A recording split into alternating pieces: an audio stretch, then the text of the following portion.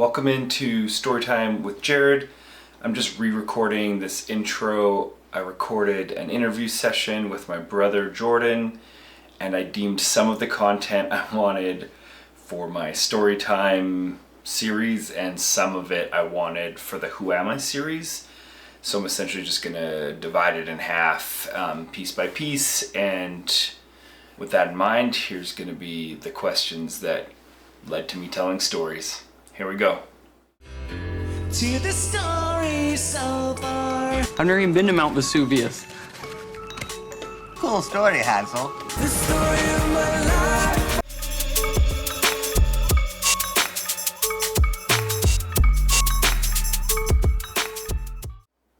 Hey, welcome. I'm Jared. I'm joined today by my younger brother Jordan. He's going to be interviewing me for this video. And with that, I'll pass it over to him. I saw this kind of as an opportunity to have a strengths-based interview about some of his favorite memories and the things that have brought him joy throughout his life. As we kind of reflect on these memories together, it's a chance for us to honor the love, the laughter, and the experiences that have shaped his life. Sounds like you want me to approach it like a job interview. No.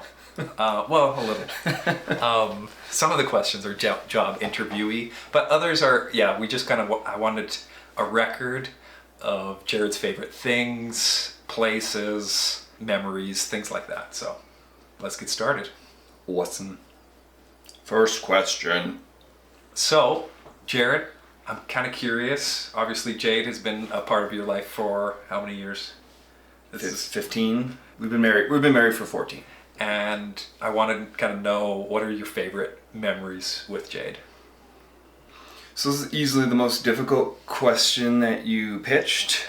There's so many things. Jade's just the most incredible part of my life. Best thing that ever happened to me.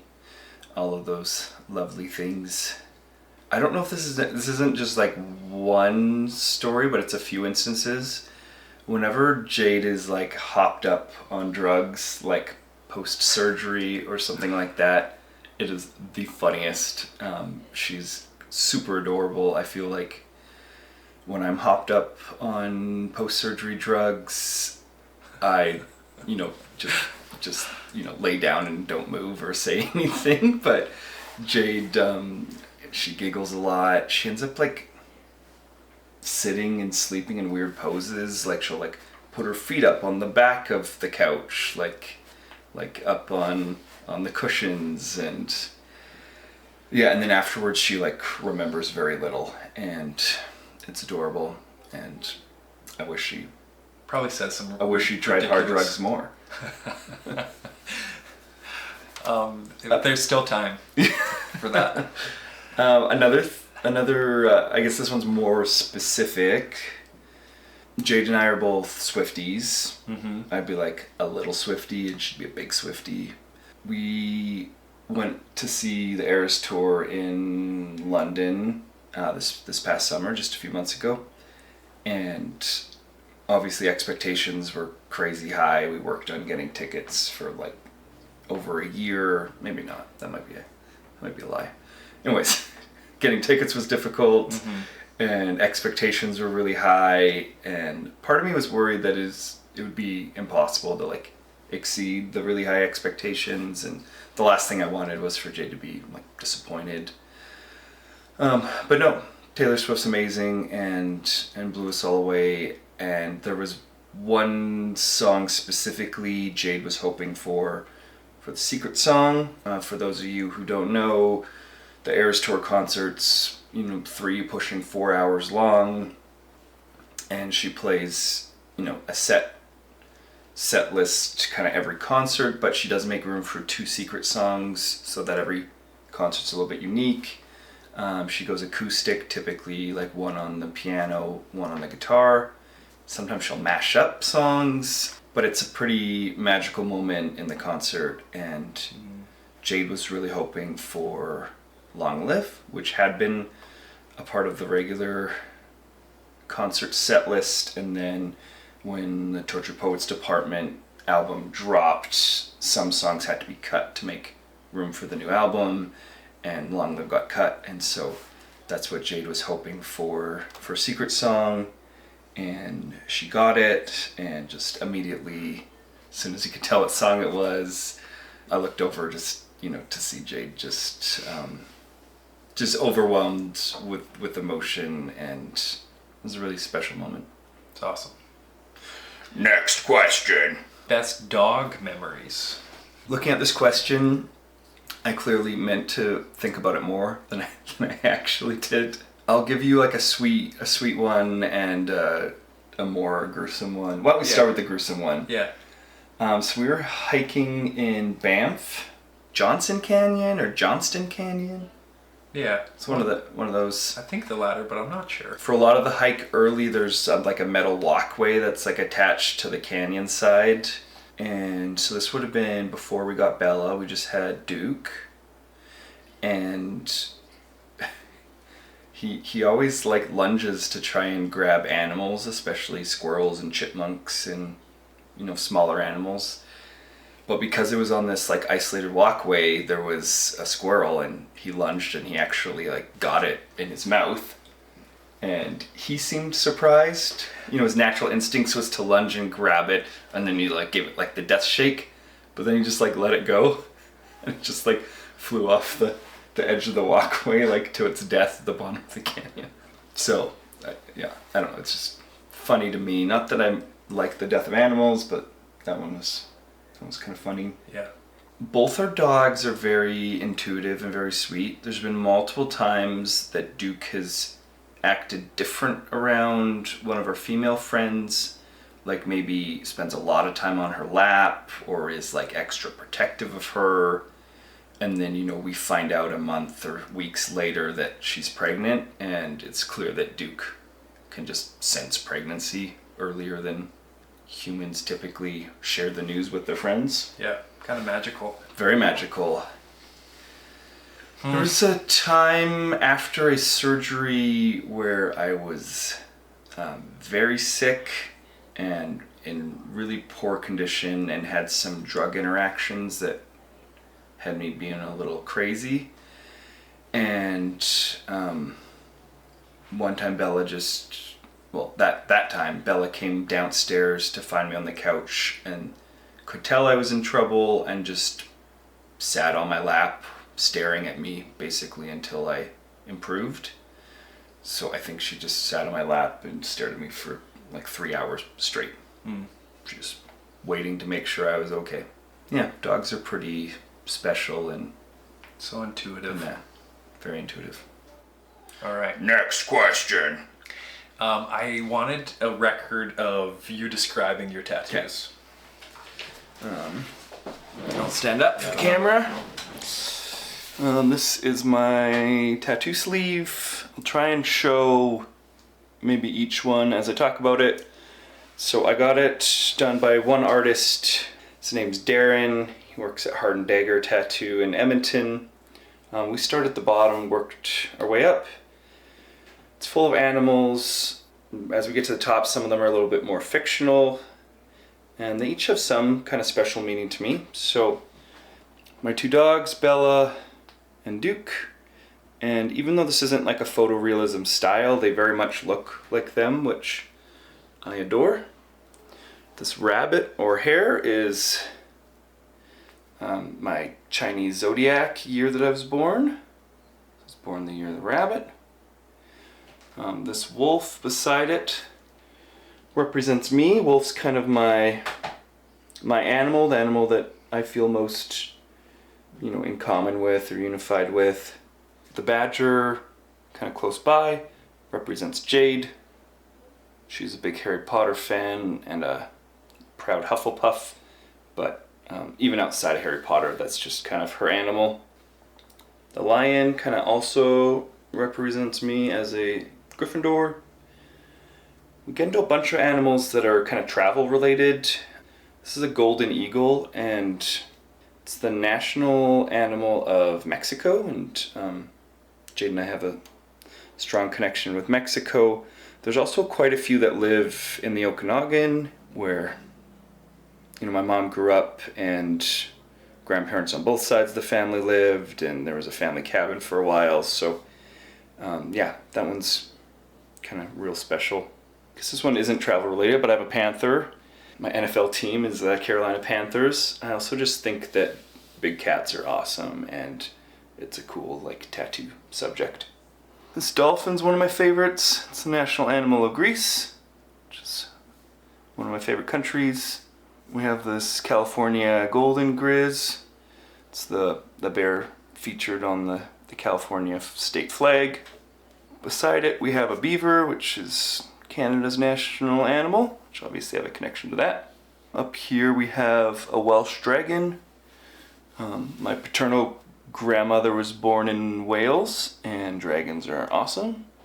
We have this great horned owl, which is Alberta's provincial bird, official bird of Alberta. We have this unicorn, again one of my favorites. Unicorn is the national animal of Scotland. So that's sweet that Scotland has a unicorn and Wales has a dragon as their national animals. Inside my arm here we have a loth cat from Star Wars, first depicted in Rebels, but it pops up in The Mandalorian and Ahsoka. We have my favorite Pokemon. I don't know if you can see that very well, but I have Ivysaur tattooed there. And I think that covers all of them. There's 16. Yeah, it's my sleeve. As soon as I got it done, it felt like a part of me, and my only regret is not getting it done sooner. Yeah, I'm passionate about tattoos. I love that it gets more majestical as you go on. I like that too. All right. Next question. I never know. Are we doing that every time? I don't know. I don't know. I haven't decided. All right. What about two I just wanted to hear some random funny stories. It can kind of be the first memories that come up. Interpret it how you want. Okay.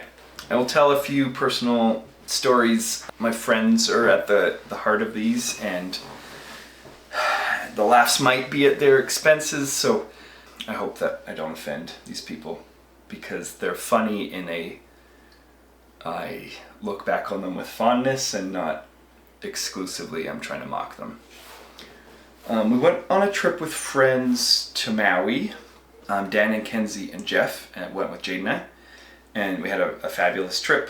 There was a moment when we were out on the lanai, and I think it was we were having breakfast. It was in the morning, and Dan looks over and sees some birds on the rooftop of an adjacent building, and he's like, "How'd those birds get up there?"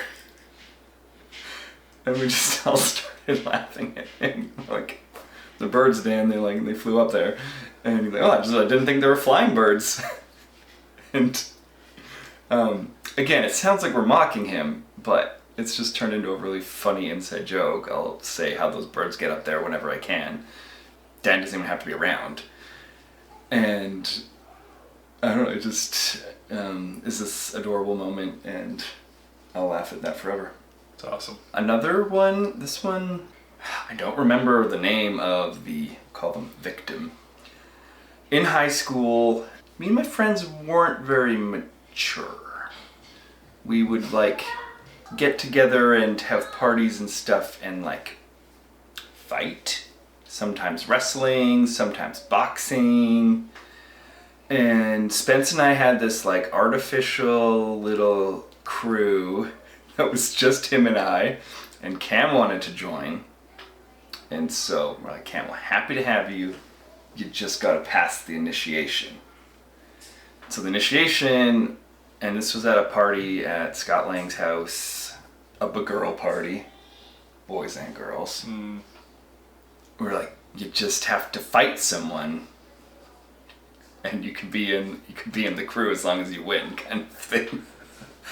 And so we had the toy boxing gloves, a red pair and a black pair, and so there was a kid that we don't remember his name, but he would have been the same grade as us, went to Ainley, same high school as us, and he consented to boxing with Cam. There weren't a lot of rules. We had not had many significant injuries. If if any, which I think is a factor in why we would keep doing that kind of thing. So Cam's fighting this other boy, honestly like a similar size as Cam, like it's not like it was a super uneven match, but Cam's strong and he wrestled, so he held maybe some advantages. And Cam's just like throwing like little body shots, being all like timid, and then the other guy like, you know, clocks him in the face, like not super hard, but like landed a like decent punch. And then, oh, and Cam's gonna hate me telling this story, by the way.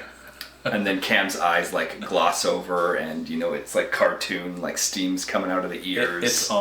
It's on, and Cam probably should have boxed. He delivered like a 3-punch combo, and like I think knocked out, or at least down on the first punch, and landed 2 more punches before the guy even hit the ground, and he just like went down like a ragdoll. And I dove behind a couch because I was just cackling with laughter because I was very immature and just thought it was hilarious. And in hindsight, I've developed more empathy, and I feel bad for the guy that got knocked out. Did you tell Cam it was a consensual fight? He agreed to that. But yeah, it was rough. I think the guy's like girlfriend was there and like started crying, and I think he ended up okay. Like he wasn't taken to the hospital. He wasn't concussed. So, well, he was probably concussed by today's standards, but Right. not didn't have extreme enough concussion symptoms that anyone there would have been like, you need to go to the hospital. Right. Yeah. And again, I don't mean to attack anyone with that story. I just really, I'm laughing at myself for diving behind a couch. Yeah, a little bit of shame and embarrassment with that one, but also some humor. Other story, we've been having a annual Christmas party with a small group of friends, I think since 2012.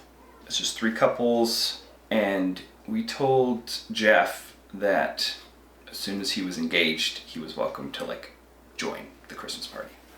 But because it was like couple focused, and we'd always have a competition where you'd compete as a couple in games, he wasn't like invited to attend as a single guy. So it's Cam and Haley, Jade and I, Spencer and Jill, and then Jeff gets engaged and married to Carolyn, and so they were invited. And in fact, the year that they came for the first time, Jade and I were hosting, and we modeled the party after the dinner party episode of The Office. So we made Asabuco. Did you have a braise flat for screen? a long time. We didn't break a flat screen. Did you fight Jade about her candle business?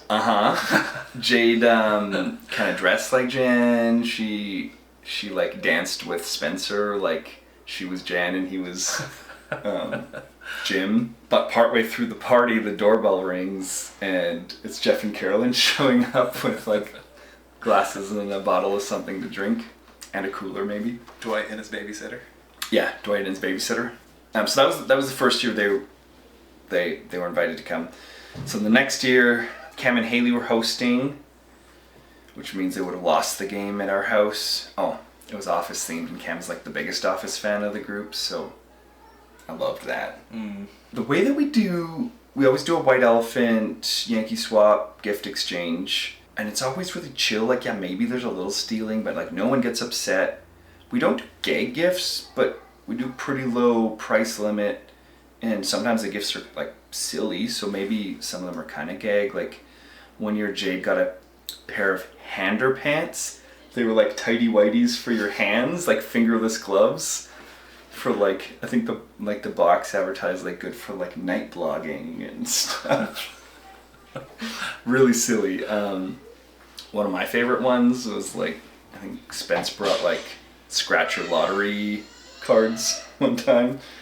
But yeah, it's often like candy or housewares or whatever. And I had this great idea because the week of I was going to the butcher shop.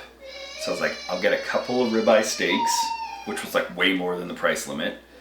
And that'll be my gift. I'll like put them in the freezer. I think we also did Made by Marcus ice cream. So Jade and I went with like a food theme to our gifts. But with both gifts, like we'd be happy to get Made by Marcus ice cream or Butcher Shop ribeye steaks. Like those are like great gifts in our minds, albeit unconventional Christmas gifts. And so Carolyn being newer, didn't necessarily have the experience of knowing the history of what the gift exchange was like. And I think she went near the beginning and she opened a gift and it was steak from the grocery store, not my steak. Someone else had gifted steak. And so it was hilarious to me that like the first time anyone had ever done perishable food, like it's really had just been candy had been gifted as food. And, like no real food had ever been gifted. And the one year I was like, oh, I'll bring steak. It'll be funny and delicious. Someone else brought steak. And it was fresh, like it was like refrigerated steak from a grocery store, I think.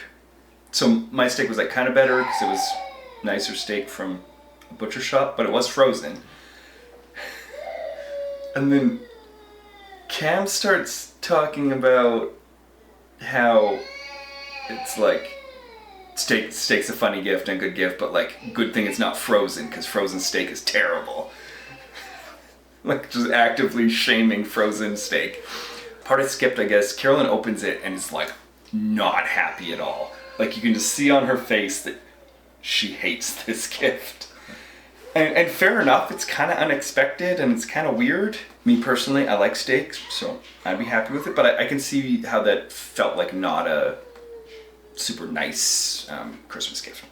And then Cam opens a couple people later and he opens my steak to get the frozen steak, which he was just slamming. So it was like funny that Cam was making fun of it. It was funny that Spencer brought steak and I brought steak. And yeah, there's something about that moment. Again, I just like, I had a giggle fit and I think I had to like hide because I didn't want Carolyn to feel like I was just laughing at her. I was laughing because it was unexpected that multiple people brought steak. Yeah. Yeah, so those are maybe 3 memories that stood out as random funny ones. It's awesome. Hey, welcome back. We took an unexpected break. It is the next day, thus different clothes. But on to the next question. We won't even need like sound distortion for that. We'll just roll with the same audio. So next question is some of your favorite travel experiences. Okay, so I've done quite a bit of global travel. I say that because I haven't done a lot of Canadian travel. Traveling is one of my favorite hobbies, pastimes, whatever you want to call it. And there's definitely some consistent things that I really like, and I'll share that with you. So my favorite thing about traveling is the like wandering in a new place and experiencing it, and often that involves taking pictures and eating street food and shopping at local shops. And it's nice to do a combination of stuff that's, quote unquote touristy, as well as, stuff that locals would more likely do. And yeah, I like to experience a new place in that way. I have noticed that I prefer the not really big cities. There's something about being in like a mid-size or small city that feels a little bit more enjoyable. So I'll give you an example. Probably my favorite city I've ever traveled to, and I've been there 3 times, is Edinburgh in Scotland. And I've also been to London in England, maybe one more time than that. And love London, but like Edinburgh even more. And it's just a little bit of that big city, smaller city kind of elements. If I was to give you like my favorite countries I've traveled to, I would say Scotland, as I mentioned, Japan, and Greece. Probably my top 3. Very nice. Anything else on that? Next question. I want to hear about your best adventure. Okay. I know we talked about doing this session faster, and this one won't be faster, but I'll still give it to you. So in 2015, Jade and I decided to hike in the Mount Assiniboine area. I say the area because we didn't like summit Mount Assiniboine. And there's a couple different ways you can get there. There's a couple different hikes you can do. One of them being hiking from Sunshine Ski Resort. And we decided to take a helicopter in. We helied in. I think it was our first helicopter ride. And that was incredible. And then we camped, I don't know, 4 nights maybe, and did hikes kind of every day. And they have these beautiful meadows of wildflowers up at high elevation. And yeah, they call Mount Assiniboine the Matterhorn of Canada, or of the Rockies, something like that. It's pretty majestically shaped, like the Matterhorn in the Alps. Yeah, so we helied in, we tent camped, and then we hiked out to where, we would have parked our car before taking the helicopter. And it was just one of those trips. We forgot a duffel bag of like before and after clothes at home before we drove, and when we realized it was like kind of too late, so we had to scramble to like do a little bit of last minute shopping to get like literally a few more pairs of underwear, that kind of thing. And our hike out day went well, like started off well. It's a long hike. I would have to look it up, something like 25 kilometers. You are going downhill for a decent amount of it, so shouldn't have been the hardest hike of my life. But we ended up taking a wrong turn going downhill. You're a hiker, there's often switchbacks that is the main trail, and then sometimes there's like shortcuts that go down steeper pieces that shorten the length but are steeper. And I've always been one to feel comfortable on the steeper terrain, even with a full pack load. So we took some of those shortcuts, and one of the shortcuts we took just didn't connect back with the main trail. And we had like a paper map, but no fancy hiking GPS or anything like that. And at the time our phones would have been no good for helping. So we were just straight up lost. The trail we were on-ish wasn't on the map, and we'd follow it and we knew the direction we wanted to go, and it would just keep disappearing. And it almost felt like we at some point accidentally took like a deer trail. Yeah. Because that was like the only thing that we could see, and then it like ends and we're like, oh, that wasn't like a hiking trail, that was like caused by wildlife. Luckily we were at a lake, so we could kind of follow the lake shore, and then like a really nasty storm rolled in. The morning weather had been nice, but then a nasty thunderstorm rolled in. It was definitely scary. Like Jade and I both did a good job at keeping our cools because it felt like an emergency situation. I think we both knew we weren't worried about dying because we like had our tent and stuff. So we knew we could set up our tent at any time for like some protection, but we didn't have extra food at that point. We would have had access to lake water, so we knew it wasn't really a life or death situation, but it was still really scary being lost. And it involved a bunch of bushwhacking. I remember I didn't want to like tear my rain jacket, which would have been the only jacket I had, because we were bushwhacking. I didn't want to like rip it because I needed it to keep me dry later.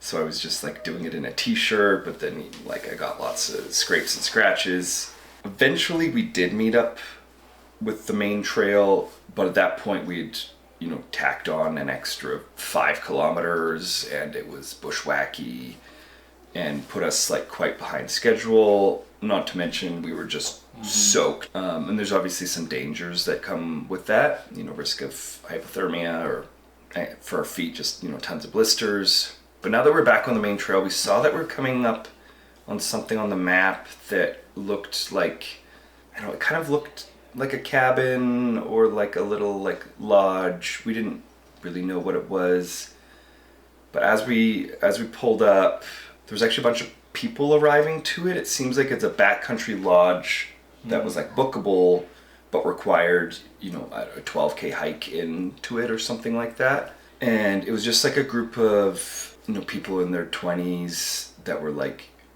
doing like a backcountry kind of party weekend. Mind you, like it involved some hiking, so it's not like they had a truck bed full of booze or whatever, but they brought some alcohol. And it seemed like it was a big enough group that not everyone knew each other.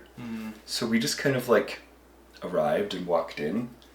We just kept, and they already had a fire going in the like wood burning stove, and we like, I think, made contact with like someone who was the organizer, and it was just like, hey, we got lost, we're cold, can we just like change our clothes and warm up by the fire and stuff? And so yeah, we like stripped down to our underwear in like the main building, the main room of this little cabin, and pulled dry stuff out of our packs. And yeah, they were really kind. And one of the guys even told a story that was super memorable. It's funny that his story makes my story even more memorable. He was telling us about how he went on a hike for like a first date, I think like just in Kananaskis. And he brought like a backpack with like a liter of water and like some carrots and a jacket or something. And maybe his date maybe she had a jacket as well. And they got lost and they like spent the night under a tree. And my like immediate reaction was like, oh, so you either never saw her again or you got married. Like, it's like she either like blossomed into this like really intimate relationship, or she hated you and you never saw her again. It was the latter. You never saw her again. We did end up hiking out. It ended up being, I think, 37 kilometers. We had a hotel booked for that night, and I was like, Jade, we don't have our post-trip clothes. Like, today's already been the biggest disaster of a day ever. Let's just go home. So we just drove the full 4 hours home. It was definitely an adventure, to say the least. Yeah. Next question. All right. My next question is, I was wondering if you have like, I don't know, kind of peaceful places, heartwarming places. So places that my heart feels warm. Just like this tea. Just like this tea. So this home would be one of them.